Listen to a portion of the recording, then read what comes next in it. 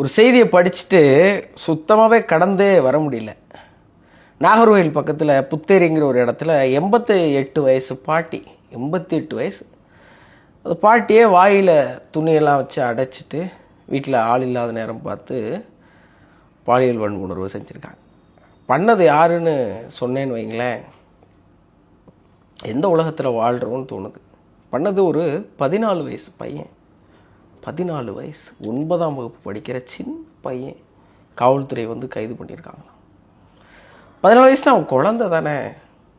14 வயசில் இன்றைக்கி பசங்க பள்ளிக்கூடத்தில் ஸ்மோக் பண்ணுறாங்க, இந்த கூலிப்லாம் போடுறாங்க அப்படிங்கிறத கொஞ்சம் கடந்து போகிறோம். ஆனால் அதோடைய எக்ஸ்ட்ரீமாக இப்போ என்ன இருக்குது பாருங்களேன், ரேப் பண்ணியிருக்காங்க. பாலியல் வன்புணர்வு 14 வயசில் ஒரு பையன், அதுவும் 88 வயசு பாட்டியை. பெற்றோர்கள் ரொம்ப கவனமாக இருங்க. இந்த செய்தி முழுவதுமாக பெற்றோர்களுக்கான ஒரு விழிப்புணர்வு செய்தி. ஆம்பளை பிள்ளை வச்சுருந்தாலும் சரி, பொம்பளை பிள்ளை வச்சுருந்தாலும் சரி, ரொம்ப கவனமாக இருங்க. அவங்க என்ன கன்சியூம் பண்ணுறாங்கன்னு பாருங்கள்.